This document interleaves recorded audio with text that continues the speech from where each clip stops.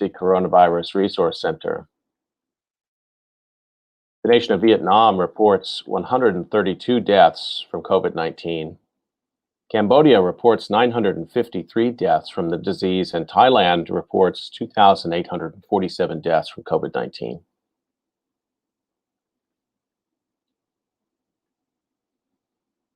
As a way to bring some humanity to the numbers, I've been reading a life story or a story of advocacy for those impacted by the pandemic, and I'd like to continue that now. The headline is Hamkupti Nguyen was a bridge between new Asian immigrants and the greater Sioux City community. It was written by Earl Horlick and appeared in the Sioux City Journal October 11th, 2020. Even though Hamkupti Nguyen's health had been fragile for some time, her hospital stays always generated notice. We usually don't see patients get that many visitors, hospital staff told Nguyen Tran after 10 to 15 well-wishers came to visit. Hamkup must be a very important person. That was an understatement, said Nguyen, who had been friends with Hamkup for years. Hamkup was very well respected in Sioux City's Asian community, Nguyen said of his friend. She was respected for her kindness and her knowledge. Hamkup died May 6, 2020 of complications from COVID-19 at Mercy One Siouxland Medical Center. She was 87. Hamkup was born April 11, 1933, in a community about 50 miles south of Saigon, Vietnam. She earned a bachelor's degree from the University of Saigon and a master's degree from Ball State University in Muncie, Indiana. After returning to Vietnam, she earned a doctorate. At the time, Saigon fell to communist forces in 1975. Hamkup was working as a teacher for the Southeast Ministries of Education in Malaysia. Immigrating to the United States in 1981, Hamkup arrived in Boulder, Colorado, before beginning a career at the University of Iowa's Bilingual Center. Eventually, she came to Sioux City, where she worked for nonprofit agencies, including Lutheran Social Services and the Mary J. Treglia Community House. Specifically, Hamkup provided translation services in Sioux City for Vietnamese immigrants who spoke little English. Hamkup did this for free, Nguyen said. All a person needed to do was ask for help, and she'd do what she could. This help extended far beyond translating documents and papers. If a person had marital problems, family problems, whatever, she'd give you advice, Nguyen said. According to community activist Flora Lee, Hamkup helped Vietnamese immigrants relate to Western culture while giving Sioux City residents insight into Asian culture. Hamkup served as that bridge, Flora said. She understood things from both perspectives. A single woman, Hamkup often spent holidays with Nguyen and his family. Hamkup was friends with my mom, and they'd go to Sioux City's Pho Mon Buddhist temple together, Nguyen said. Plus, we'd invite her over to Thanksgiving dinners and for our 4th of July cookouts. Long after her retirement, she continued to volunteer her translating services. I thought you retired, Nguyen would say to her. She'd say, no, I'm too busy to retire. In 2016, Hamkup was among the Siouxland leaders honored for their lifelong advocacy. A sculpture of her by artist Mark Avery is now a permanent part of the Martin Luther King Transportation Center. In my country, the teacher is not only respected by the student, she's also respected as a member of that community, Hamkup said in 2005. Hamkup was such a humble lady and was honored by the recognition, Flora said. I understand that she would have lunch with her friends at a downtown restaurant and then take them to see her sculpture because she was so proud of it. Although they spoke on the phone occasionally, Flora said the last time she saw Hamkup was at the 2019 Woman of Excellence banquet. When Hamkup was introduced, she received a standing ovation, Flora said. Nobody was more deserving of recognition than Hamkup. People may remember her as an advocate for Sioux City's Asian community, but she was much more than that, she added. Hamkup was an advocate for everybody, regardless of who they were or the color of their skin.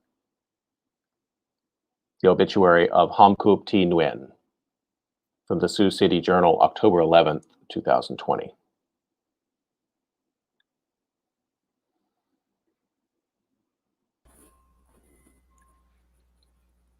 Okay, we're going to turn to the conversation for today. This is one that I've been really excited about. Let me introduce my guest to you, Martha Lincoln. Martha Lincoln is assistant professor in the anthropology department of San Francisco State University. A medical and cultural anthropologist, she has commented on the social and cultural dynamics of the COVID-19 pandemic frequently over the past year, including in opinion essays in Nature and The Hill. Martha Lincoln, thank you so much for joining me on COVID Calls today. Scott, thanks so much for inviting me. It's my pleasure. So we have many issues to talk about today. You've been very active through this time in your scholarship. And first of all, though, I want to ask you, starting out the way I generally do, if you could tell us just where you're calling in from and pandemic situation there. Yeah, absolutely. So I'm in Oakland. I'm in Alameda County. And I want to say we've been really fortunate in the San Francisco Bay Area. For reasons that I think can't necessarily be reduced to our quite proactive public health officials, but that was a big part of it. We had the earliest shelter-in-place order in the country. That was the middle of March last year. And my university, in fact, the entire California State University system shut campuses really quickly as well. We've remained online. We'll be online in the fall. We've seen really good adherence to masking requirements, to physical distancing requirements. We've seen really good acceptance of vaccination. And so at this point, as of last week, we were approaching 0 deaths, in fact, in the greater Bay Area. And that is now, I think, starting to be a slightly different picture because the state reopened in the middle of June. And so what we're starting to see is what the CDC is calling a Delta variant hotspot in Alameda County, where I'm based. So that's concerning, of course, but broad strokes are that we are doing really, really well here. We've been very lucky. When that kind of a announcement is made about a hotspot there in Alameda County, then is that evident on the street? I mean, you see a change in behavior, masks back out. Is it sort of discernible in that way or not? That's a great question. I would say, one, I'm not out on the street that much. I am out a little bit more than I was over the past year, but we're in a sort of a funny area. It's not very densely populated. It would be a little hard to say, I think. And I also don't think that news item has gotten a ton of play, even though, for people who are paying attention to public health, like that is a red flag. But I'm not sure that we're seeing behavior change here yet. Mm-hmm. I wonder if you wouldn't mind sharing a strong memory or association that you have of the pandemic. I've been asking guests this, and I realize it's a really challenging question. It is a hard question. It's a very hard question, in part, I think, because, for middle-class people or academics, there's been a lot of sameness, right? So a lot of my sort of most poignant memories of the pandemic have been very subtle personal shifts in perspective, weird dreams, like political issues starting to appear different to me, stuff that's really kind of hard to narrate in like a pithy anecdote. But I did think of one thing that I would speak to, which was right at the beginning of the shelter-in-place order. And I think maybe beginnings are a little easier for us to remember than the long, unbroken sameness of being at home and struggling with the news. But I can't quite remember if it was the day of or the day before or the day after, but it was like right around the time that things were starting to close down in our area. And I thought, wow, it's good that I've been shopping a little extra, but we need some fresh things. We need some eggs. And for some reason, I was like fixated on the container of eggs that I was going to buy. And I ran into, I guess it was like a grocery store that I don't really frequent that often. And I was looking and looking and looking for the eggs, right? And as I was moving through the supermarket, it was becoming more and more clear that things were just gone, like everything was gone. And people had not really started wearing masks very much yet, but there were a few people in masks. And at that point, because there had not been a national conversation about the importance of masking, I think that there was just kind of an ambiance of dread with the like picked clean shelves and the scared people in masks, and I couldn't find the eggs. And I was like, where the hell are those eggs? And finally, I came back around to where they were supposed to be, and I realized they're all bought, and all that's left is the kits that people use to dye Easter eggs. And it really, it was like this sort of like very domestic, mundane moment, but like all horror movies, there's that kind of domestic frame, and then something very exceptional and strange taking place. And, you know, I realized that there's something very capitalist about being scared of an empty supermarket. Sure. But it really did, like, that really stuck in my craw. I remember that for a long time. Maybe more happily, I think getting vaccinated was really big. That was a much more pro-social, happy memory. Even as the vaccine is not the solution to all our problems, like, it was very nice to see all the neighbors. It was just down the street at a pop-up, you know, being like served with a vaccination. That was very joyful. That was in a group setting? It was in a group setting. It was in a church parking lot. And I think there must have been federal funding because like the Forest Service was there, FEMA was there, the Oakland police were there. It was like everybody was there. And, you know, we didn't even need anything. It was the Johnson & Johnson vaccination. So we didn't even need to sit for 15 minutes. But we were like, please come sit. And like all these like rangers offering people water. It was great. It was really wonderful. Well, thank you for sharing both of those. I really hope, I'm sure it's happening, that someone's going to write some, maybe make a film would be fantastic, but certainly write a book about the parking lots turned into vaccination centers, which also turned into these incredible meeting spaces. I mean, in some ways, I think it's the equivalent of the Times Square photo of, you know, it was VE Day or VJ Day, you know, with the ticker tape and everything, and it's sort of iconic. Totally. And I mean, people describing those vaccination sites almost that way, like it was the first time that maybe they didn't hug a lot of strangers, but there were a lot of bumping and high-fiving going on, and the way you described it, actually. Yeah, real feeling of like the war is over, even though obviously, yeah, you know, and it wasn't a war and it's not over, yeah, right? Neither. But there was that joyful feeling of camaraderie and like seeing our neighbors who we haven't seen that much. Like it was like that. It was good.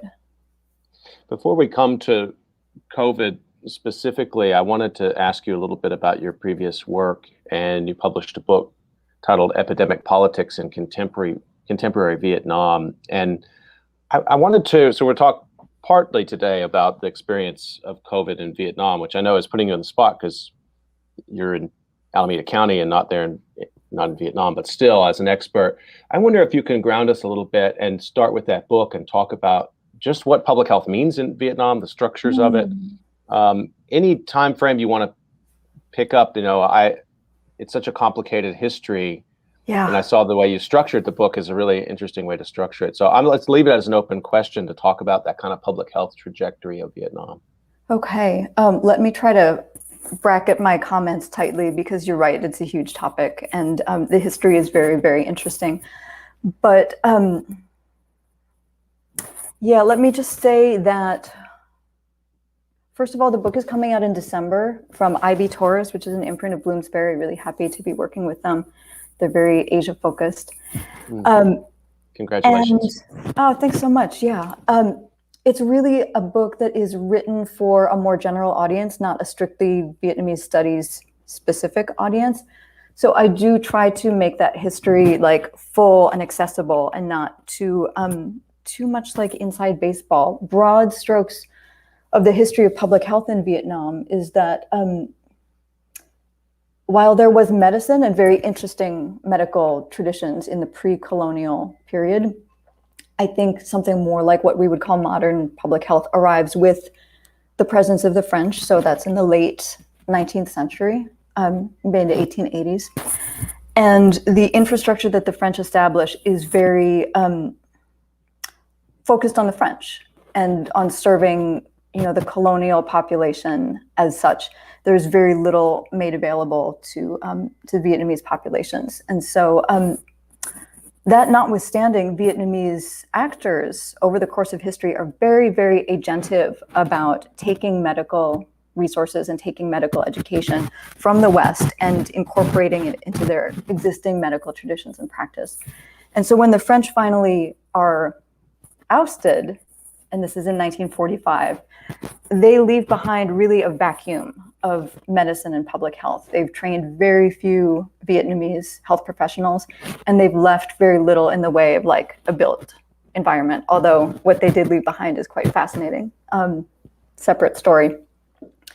The revolutionary movement had been very interested in medicine and made medicine a big ideological focus and also a very practical focus in their efforts to build a healthy, strong, fighting population, right? And so when they assume power, when the Viet Minh consolidates power and takes the state, they get right to work building a quite ambitious public health infrastructure that they describe as a vast pyramid, something that will reach all the way down to the grassroots, such that aspirationally at some point in the future, it's imagined that everybody will have a healthcare provider in their immediate catchment area. And while that was perhaps not delivered ever quite in practice, the data that we have, and more in a moment maybe about the data, but the data that we do have from 20th century Vietnam, over the socialist period, 1945 to 1986, suggests amazing leaps forward, like really revolutions in public health outcomes as a result of mass mobilization, education, and the training of like lay health workers, like barefoot doctor type providers. So what that actually looks like on the ground is totally fascinating, and like the cultural politics of socialist medicine in Vietnam are totally fascinating, and they remain influential to this day. And just to follow up on in one part of that, the disruption of war, which I guess one could say that war is a disruption which lasts decades there. Mm-hmm. So it becomes a norm, I guess. Do you see significant, like, how does the healthcare system change during that time? I mean, you got two countries. I mean, mm-hmm. Even tracking that as a researcher must be incredibly hard because you're pulling from different data sets. And again, I know it's impossible to ask you to summarize all of it, but I'm interested, like, what kind of bifurcations you see during that time, and then a closure, I guess, again in 1975, and the creation Correct. Of something new. Correct. Yeah, totally correct. And that's such a good question. That in itself would be like the frame for a book, like, how have the health journeys or trajectories of the different pieces of Vietnam looked over history?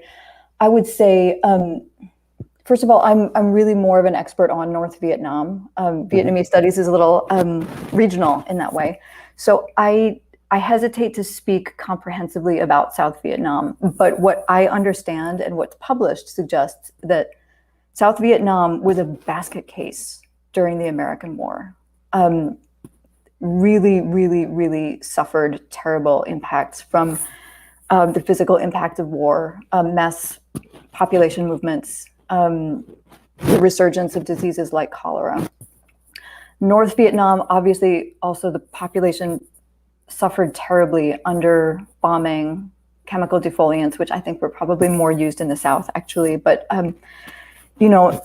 civilians absorbed a ton of the impact of the war in North Vietnam as well. But I believe that it's fair to say that their health system was more resilient and better capacitated to care for soldiers and civilians over that period.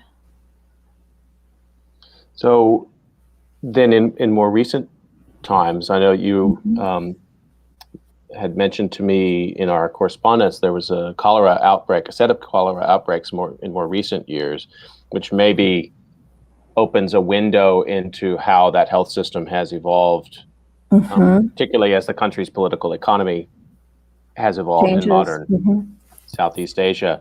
So talk a little bit about that episode and what that reveals. Yeah, so this is really, this is a big focus of the book, is these anomalous outbreaks of cholera in North Vietnam, specifically centering on Hanoi, the national capital, starting in 2007 and going through about 2011. Right at the moment when Vietnam is being promoted to middle-income country status and receiving all these accolades as like a success story of transition from socialism, right? So that's not a situation where you'd expect to see what I bet your listeners are familiar with, this qualification. Like cholera is a disease of poverty or disease of underdevelopment. Vietnam wasn't supposed to be poor or underdeveloped, especially not in the national capital at that time. Right. So I got interested in those outbreaks because I was in Hanoi around the time that was happening, and I wanted to chase them ethnographically in research, which ended up being very interesting and also somewhat challenging because the politics of those outbreaks were pretty sensitive.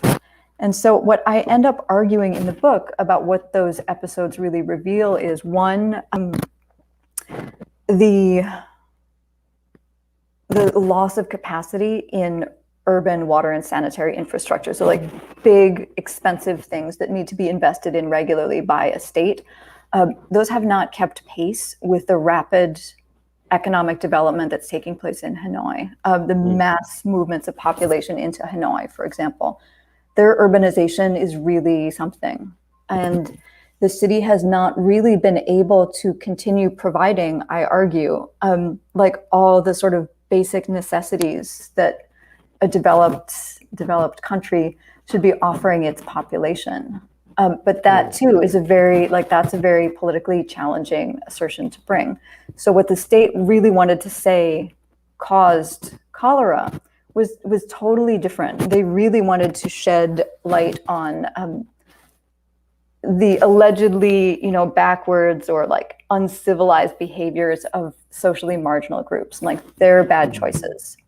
And again, I think that's very politically telling, that, this sort of like neoliberal understanding of where disease comes from is getting all this traction with these outbreaks.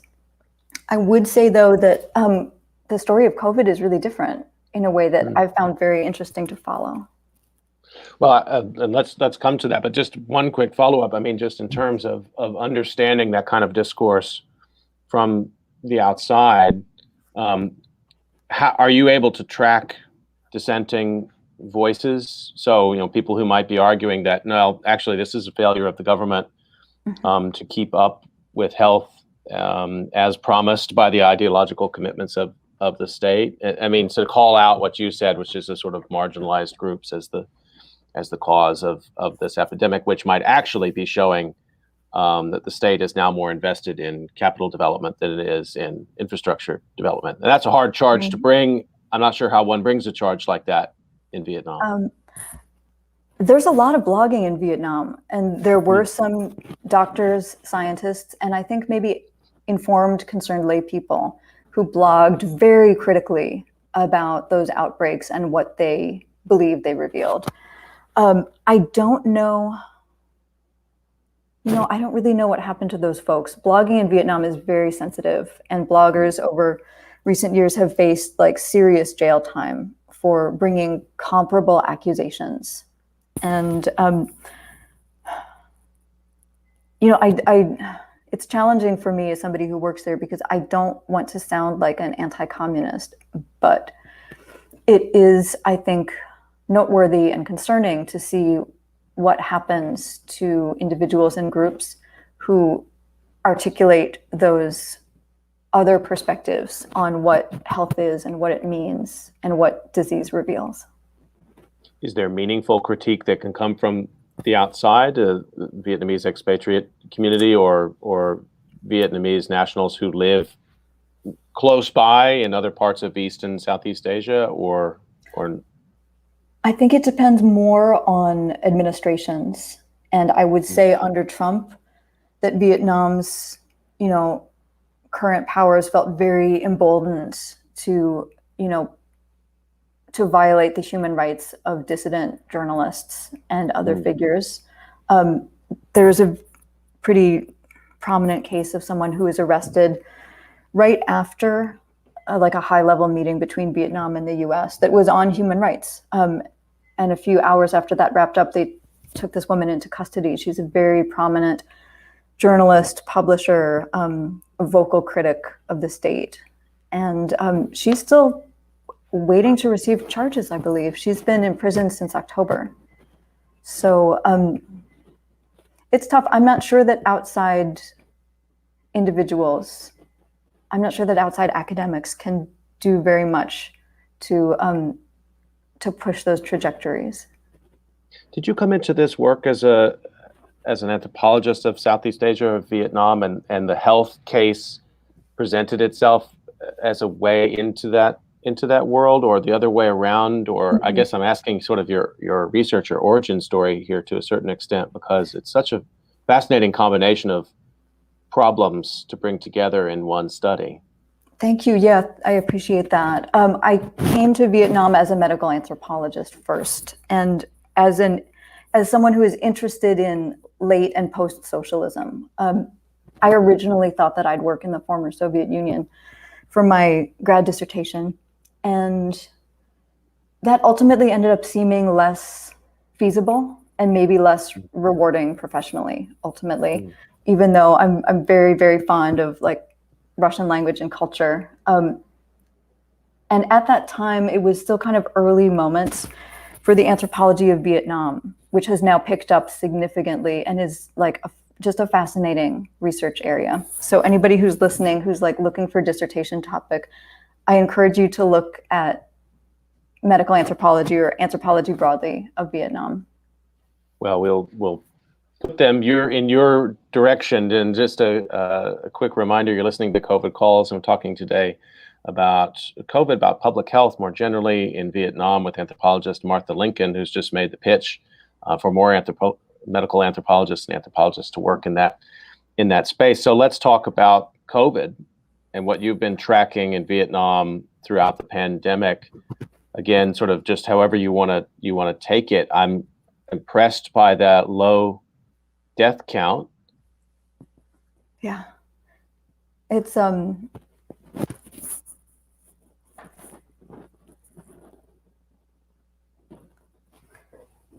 I think I lost you, Scott. Sorry about that. This okay. whole continuation of the problems I was having yesterday. StreamYard has served COVID calls very well, but I think they've got a lot of users now, and we've had a little trouble in the last couple of days. Sorry for that disruption, but wanted to make the pivot to talking about Vietnam and in COVID. Right. So this has been a fascinating case study, just I think a really remarkable story to this point. Overall, Vietnam's pandemic response has gone so well, although things are looking just a little bit different now. And so by way of background about that, Vietnam pursued a zero COVID strategy, which still really just impresses me so much. So lower middle income country, long land border with China, estimated by global indices to be, not particularly strong in the event of emerging disease, and they just really went for it. And through 2020, I think they hewed really close to zero COVID. Like they had 3 waves, but calling them waves is even a bit of a misnomer because these were like hundreds of cases. That said, they caused a lot of public concern and concern among the health authorities, who absolutely took COVID like deadly seriously and did not wait and see, did not hope for the best, did not assume that they were going to be fine. They really just from like the very earliest moments gathered all the information that they could and then acted on it. So real political will to control an outbreak.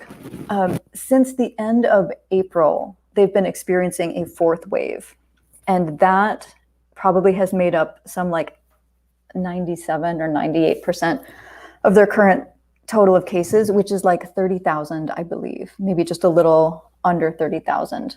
And so while 30,000 cases doesn't sound like a lot of cases to Americans because of our experience of, terrible failure, that's, I think, been very hard for Vietnam to assimilate. I think morale has been really challenged by this last wave. And I think, it's unfortunate that the Delta variant is so contagious because up until this point, their NPIs, their non-pharmaceutical interventions, were so effective. Their quarantine of literally millions of people, their contact tracing in a very thoroughgoing way, and their patient care for infected individuals was just remarkable. And if there had not been a more transmissible variant, I think they'd still be sitting really well we might still say that they're sitting pretty well. But they're in the process, as of this last week, of locking down Ho Chi Minh City, very big and densely populated city, in a quite stringent way. So people are not going out at all. And their vaccination rollout has been just so-so. Unfortunately, they haven't had the supply. So they had a big push at the start of July. They have now given some 4 million first doses to folks, but it was just like 10 or 20,000 prior to that point. And I think that they will probably be having vaccines trickling in slowly over the rest of the year. But that's a big country. They have 96 million people. They need to vaccinate a lot of people, unfortunately. So this zero COVID strategy was really, as you said, I mean, this was about controlling the border, I guess. This was about distancing, masking, all of those pursued simultaneously from a very early moment. And I don't think that the phrase like Swiss cheese disease control was being used then, but that was really what they were doing, was multiple simultaneous NPIs lined up alongside each other, such that, any hypothetical virus would have a great challenge moving from one person to another.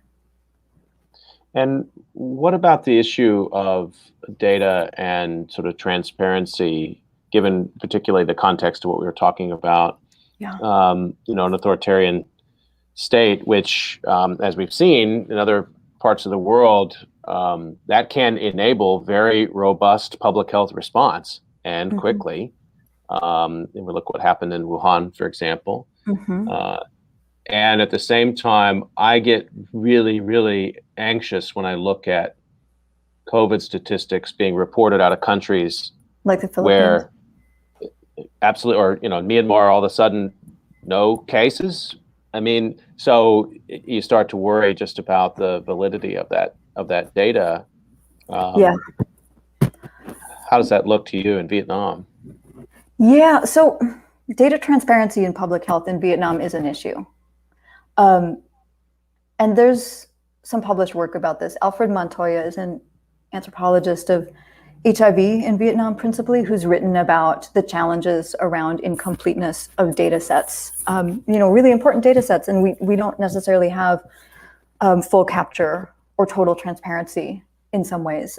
There's a chapter in my book about the history of collecting and using public health statistics in Vietnam, and how politically and ideologically charged that has been, both by actors outside of Vietnam and by the Vietnamese state. And so it's true.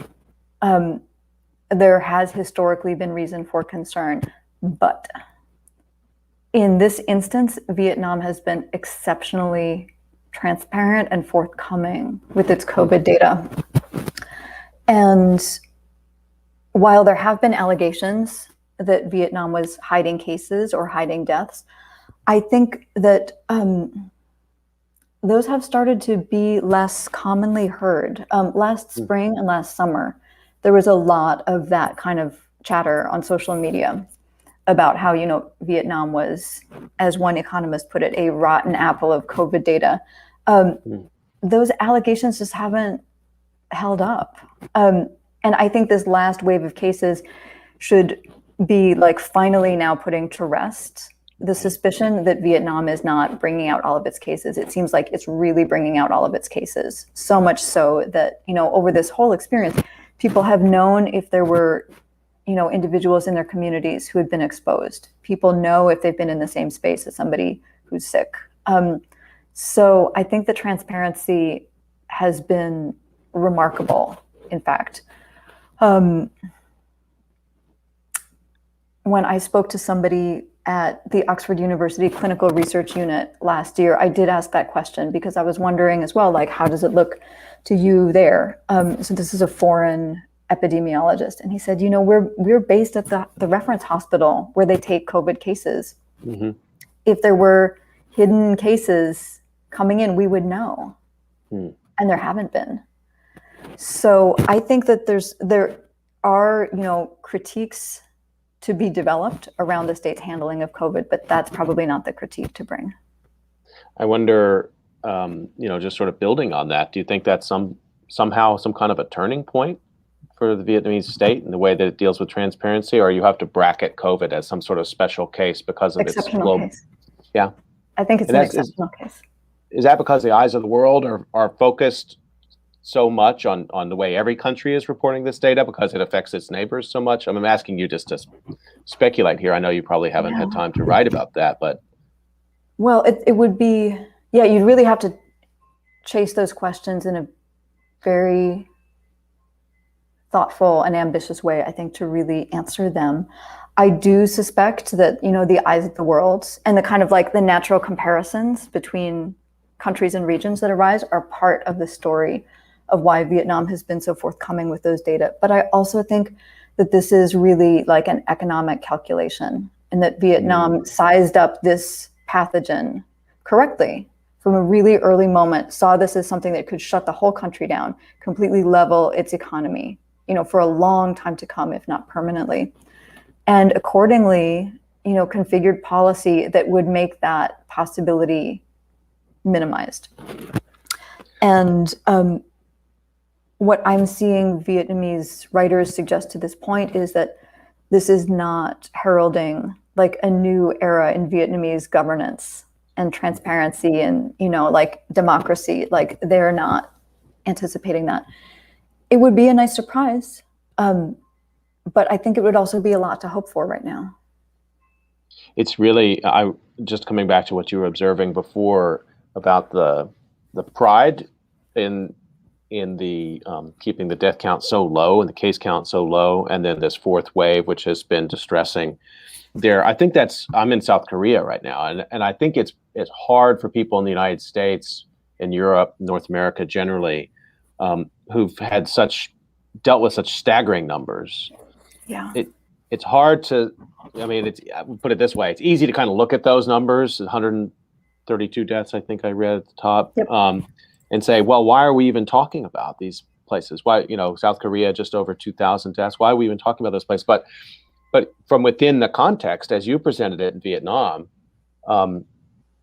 0 to over 100 or a few to over 100 quickly really matters, because it indicates that something about this strategy is eroding a little bit. And I think that problem of numbers is one that has confounded the way people think about the more important issues that are at play here. So I'm really glad that you brought that out.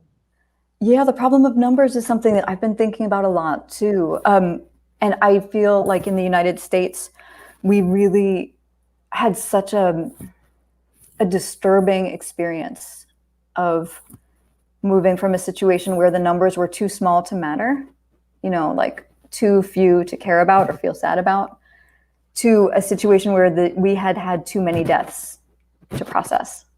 And there was never a moment, I don't think there was ever a moment where we all sort of collectively stopped and said, you know what, this is very concerning. This is very sad. This is very bad news. Like, think about the families. I think we really missed that window. And something about, the sentiment that we attach to numbers has really muddied our vision of what is going on.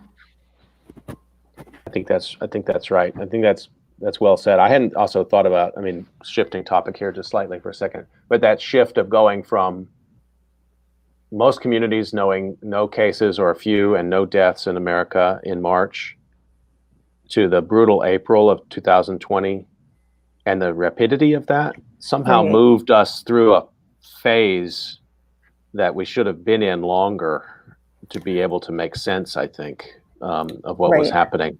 And I'm just riffing off what you were saying because you're allowing me to think about this a little bit. If there's any thoughts you had about that, I'd be really interested. We're going to talk more about the U.S. in a minute.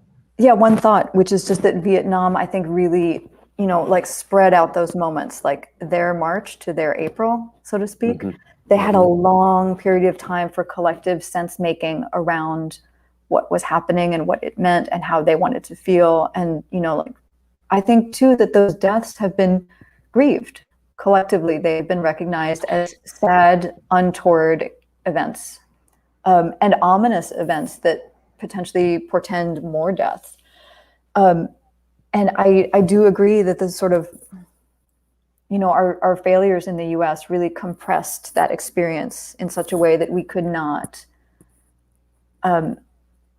make sense in terms of policy or in terms of our kind of collective sentiment. Have deaths from COVID in Vietnam, are they grieved in any sort of public way? Is the public invited in some way into that process, or have they been handled, as far as you know, have they been handled very personally and individually? I do see, obituaries noted. I don't know about services. That's a great question. My guess might be that those are privately tendered by families.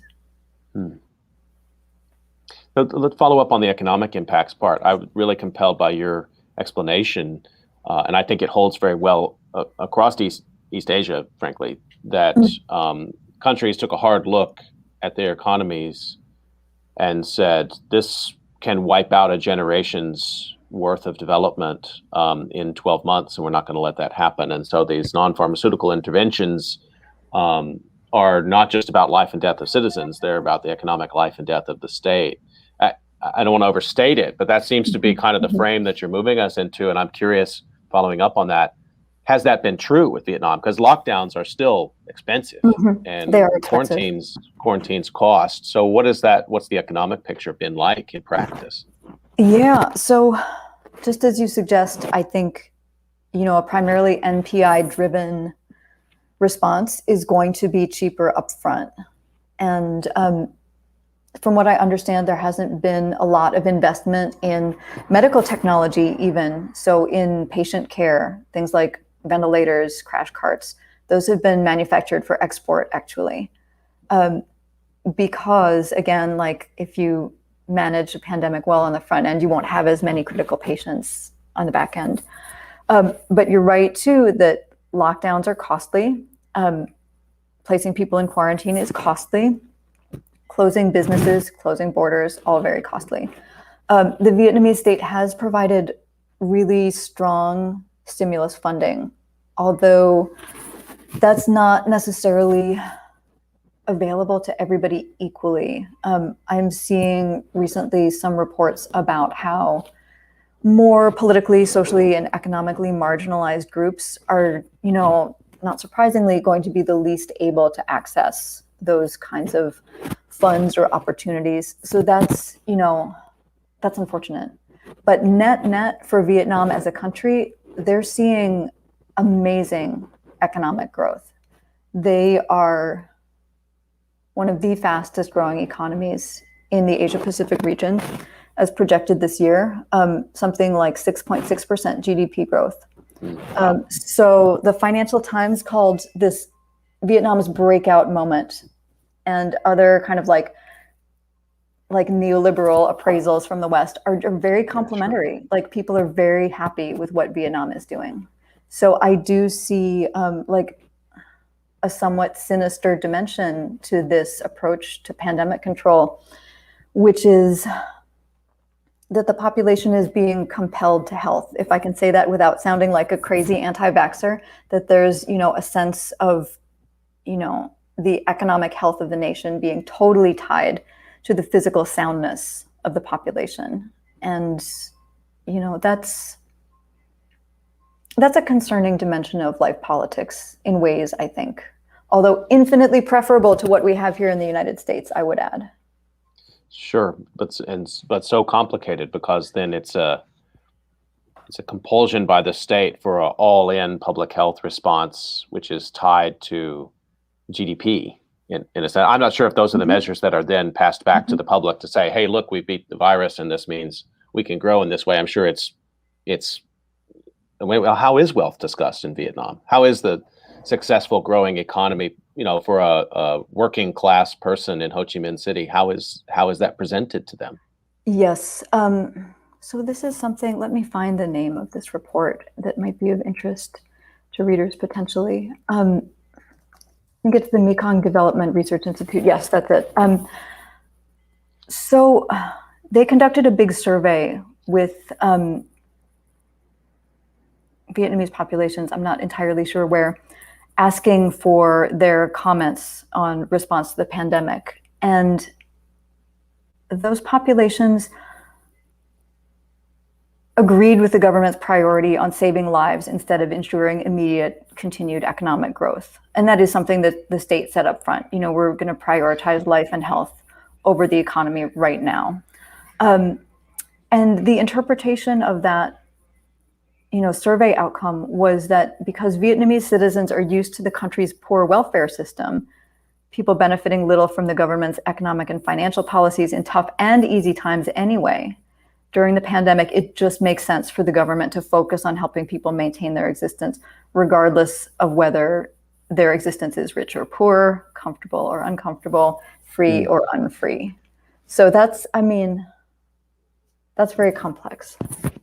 Absolutely. Well, and so just to think about the economy, but a little bit more broadly, how does Vietnam's economy, how interconnected is it with its immediate neighbors? And so that's also a public health question, is how integrated have they been in their response with their immediate neighbors, who have also had low, compared to the West, who've also had low case and death counts from COVID? Yeah. I mean, Vietnam has very tense relationships with China in, I think, all sectors. But China is also Vietnam's biggest trading partner. So I think this has been a moment that's been very fraught for their, you know, diplomatic configuration. Originally, Vietnam did secure its border when the first reports from Wuhan were coming out. And now, in turn, with the surge they're having primarily in South Vietnam, China is shutting its border too. So as far as trade goes, I'm not totally sure. This is not my precise area of expertise, but I would say in general, Vietnam has been a pretty good neighbor in Southeast Asia. Their control of the pandemic, I think, has helped case rates stay low in Cambodia, Laos, and Thailand. And Vietnam has also been giving medical and humanitarian aid to those neighboring countries. I think setting itself up for a future position of leadership in the region and in ASEAN, probably.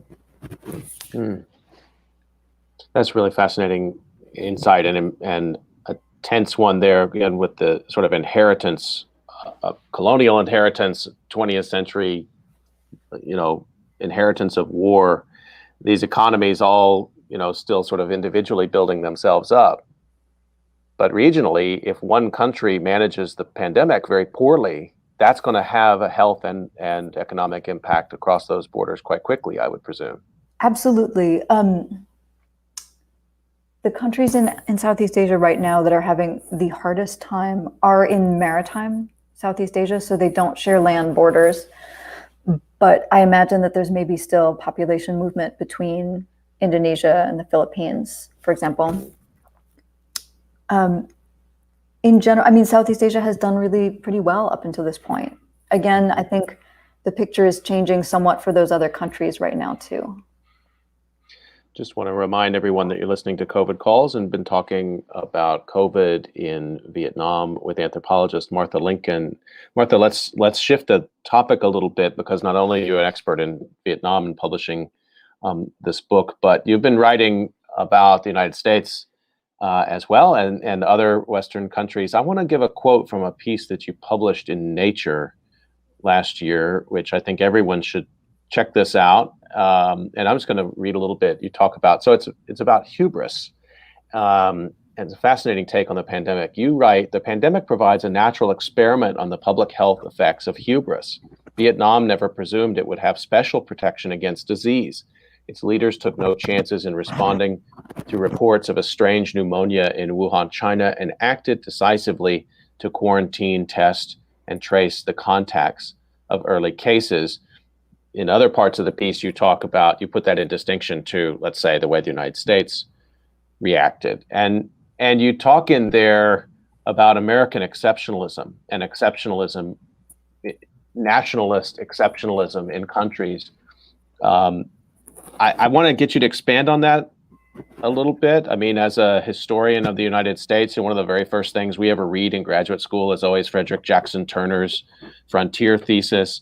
And we're taught to read it critically, of course, and we do read it critically. But that idea of exceptionalism is a very deeply rooted in the United States. And it's almost always positioned as something, I mean, I think even across the ideological spectrum, it's often positioned as something that's, might have its excesses, but it is something that's served us well in the United States, right? I think that goes across party lines.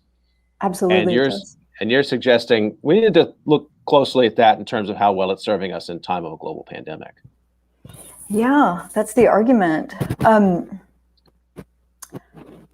Essentially, what I wanted to say with that piece was that exceptionalism tends to create a kind of assumption of innate superiority, right? And that can be a real liability in an emerging situation for which we have no ready defense. Like Americans, like everybody in the world, are not immunologically prepared to confront a novel virus. But I'm not sure that was clearly understood from an early moment, including by, members of the last administration. And B, I think there's also a sense, and this is very poorly founded as well, that epidemics, pandemics, disease outbreaks are things that happen to other countries, and that somehow there's some magic way in which they cannot happen here. And the consequences of that outlook, particularly in the executive branch, particularly in the Trump administration, were really, they really set us on a path from a very early moment where we could not proactively respond, despite the long investments that our country has made in building up, a biosecurity industrial complex. Like we should really actually have materially been prepared. And that preparation was just so, it was as if we thought, having kind of done that at some point, we wouldn't actually need to use it, or that, having the technological capacity that we think Americans naturally have would be enough, and that we wouldn't have to do anything, as tedious as wearing a mask. Mm-hmm. Just to follow up on that a little bit, I mean, as an anthropologist, you have a keen eye for nuances of culture, and so I wanted to ask you a little bit more about that, because presented with the obvious failure, well, I guess if exceptionalism was supposed to make sure that people didn't die unnecessarily of a disease, let's take that premise. I'm not sure that's a good premise in America anymore, but let's say that was part of exceptionalism. Then you have to explain what happened. And the explanations have been all over the map. I mean, from policymakers, but also from people more broadly in the culture. And maybe just suggest a couple and get your feedback. I mean, were you surprised in that sense that that Donald Trump pointed to outsiders and said the only way things can actually go wrong here is if somebody else sabotages us? I mean, it seems like that's another way to think about his anti-Asia, anti-China rhetoric throughout the pandemic. Yeah, absolutely. I think that's a quite clear connection that you just drew between this sense of Americans as like inherently good, superior, capacitated, technologically forward-looking, wealthy, developed people, as if those were just like native attributes in America or in white America. If you accept that, then there cannot be, like a scientific explanation for a mass disease event. You have to bring in ideas about race and culture somehow.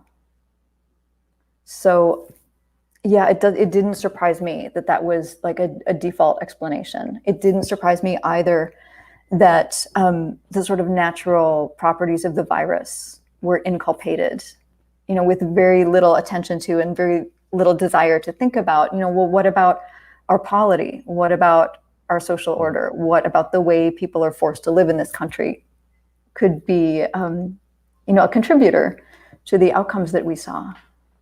The other take on it, which we have to sort of pause, I think, sometimes and really take stock of what this means for the future of the United States, is just outright deny that it's true. Just to say, no, the United States is on a unique historical adventure as a country.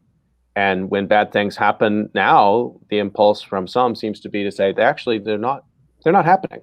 Couldn't be. Yep, can't accept it. Yeah, a lot of us, and I think it's hard, for academics who don't really specialize in American society to say, but I do think that it's fair probably to hazard that Americans are very deeply conditioned to see America as the best country in the world, no matter what. Like nothing would convince Americans that this was not the best country in the world. So that kind of cognitive, I'm not sure what to call it, like that kind of cognitive dissonance, I guess, that many of us carry is pretty, it's pretty insulating. So what was the response to the piece? I mean, to put something like that up as an op-ed in a local newspaper is one thing. To put it in Nature, you didn't hold back, did you? Yeah, no, it was funny. Like two things about the response about that piece were funny.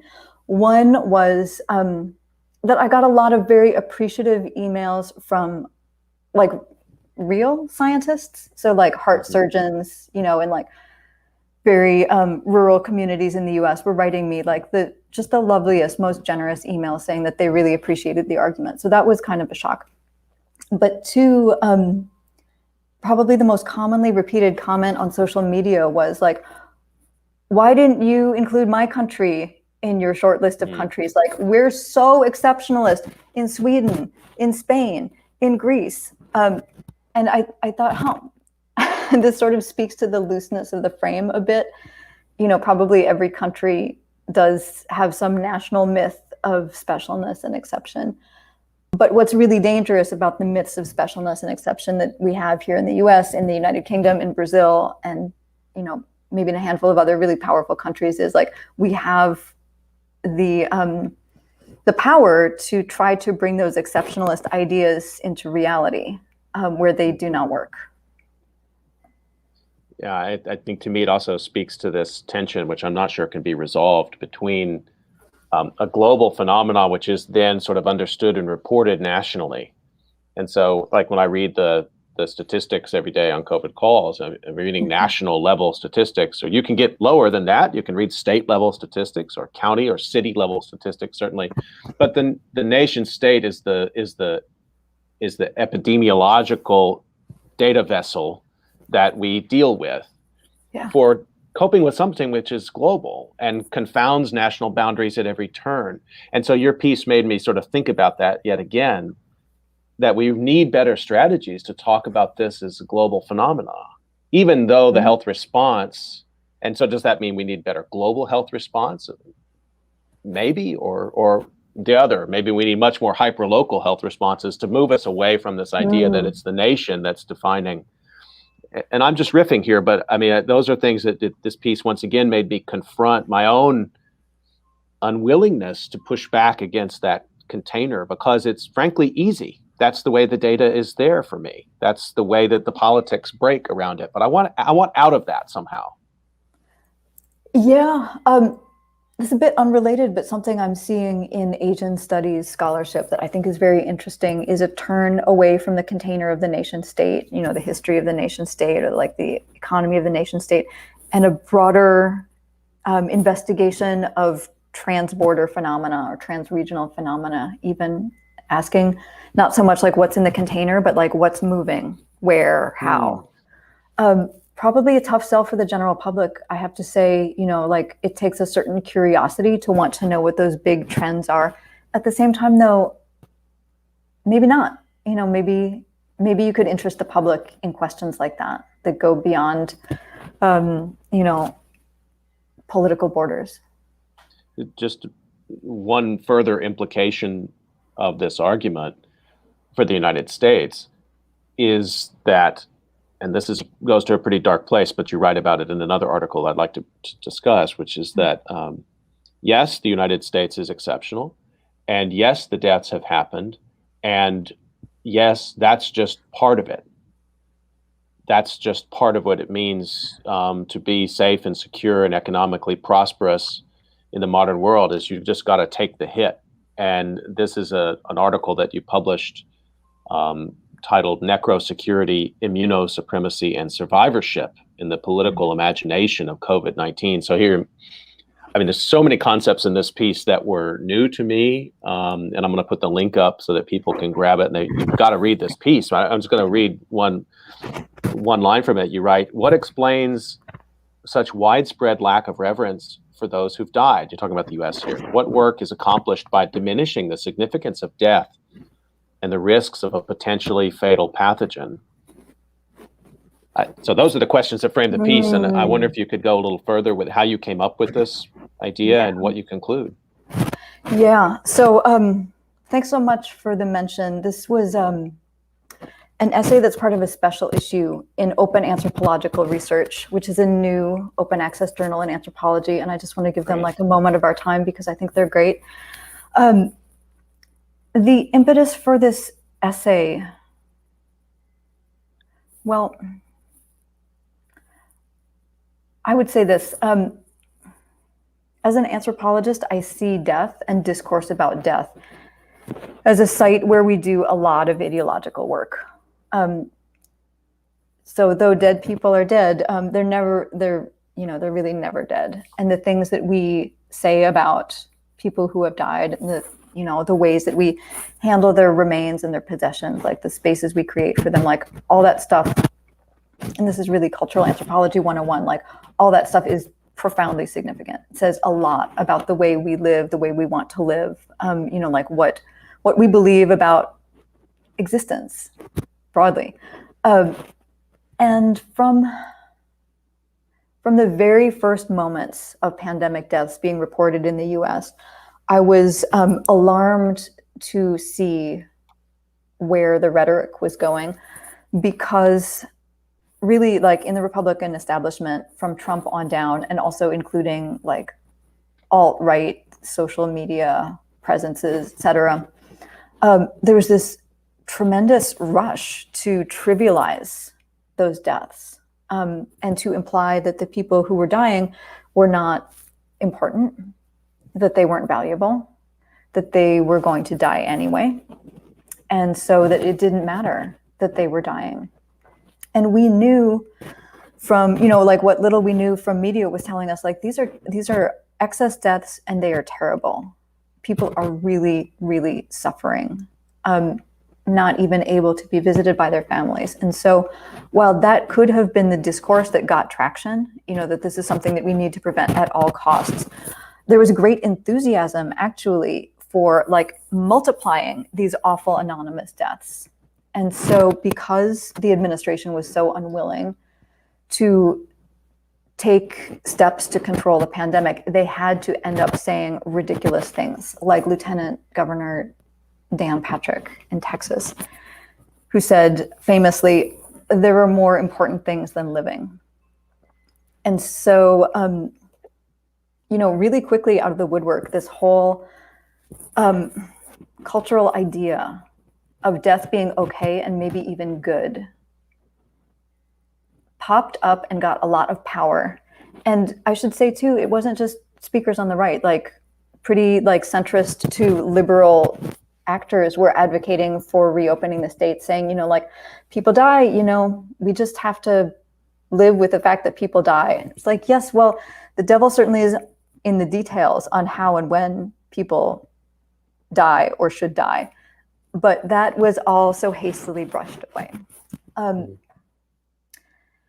And so, too, that sat with me funny because, as I mentioned a minute ago, there's been so much money spent in the United States on biosecurity, the sense that like exotic emerging threats are going to cross our borders and we better be prepared with like the best technology to keep our population safe.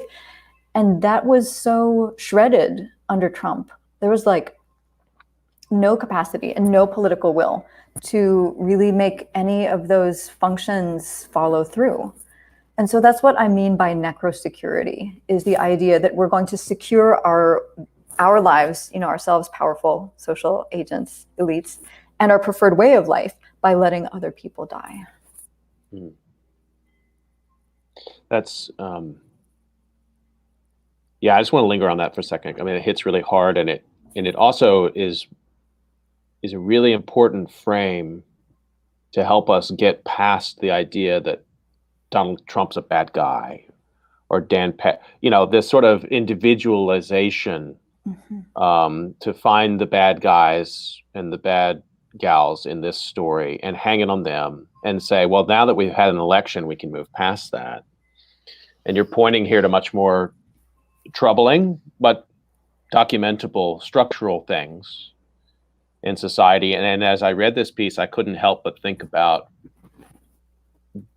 what have turned out to be lies in the form of deregulation in elder care health facilities and long-term residential healthcare facilities that people had thought were safe. Maybe they didn't look too hard, they didn't scrutinize because Americans have an uncomfortable relationship with aging and death, and that deregulation became the impact of that became very obvious by April and May of last year, both in terms of the hardship of people not being able to go and see their families when these places went into total lockdown, and then also, of course, in terms of the staggering numbers of deaths. So that, to me, also felt like that's a form of this necrosecurity, that you had segregated part of our society into long-term care, and that word care, though, it didn't deliver. That's right. Although, I mean, we might problematize care. It's not always, care is not always care. I agree completely with your point that we can't just isolate problematic individuals out of the last administration and say, that's the whole story. Unfortunately, I think these are tendencies that are deeply baked into our society, regardless of, the party or the people that are in power. Is there an antidote?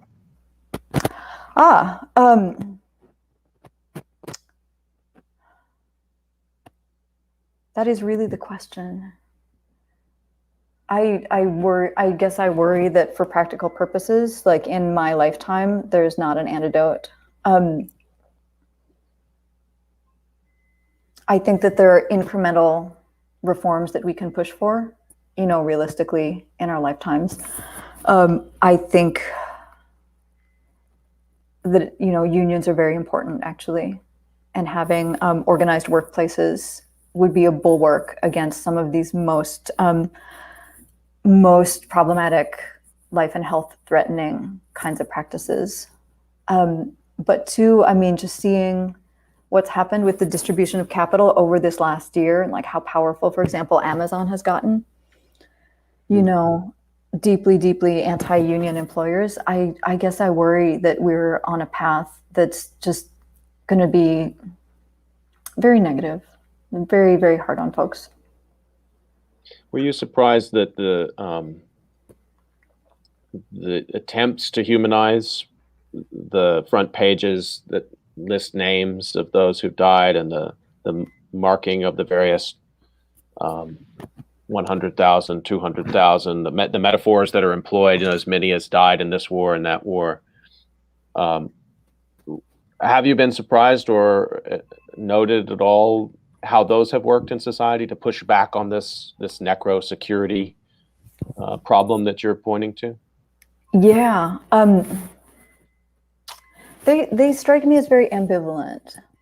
And I actually have written critically about particularly the comparisons to war, because I think Americans, because of our situation as an imperial power, have a very amnesiac relationship to our history of abuses in wars overseas. And so we forget our foreign wars, meaning that if we compare the pandemic to the Vietnam War, say, that means like we're basically bookmarking it as something to forget.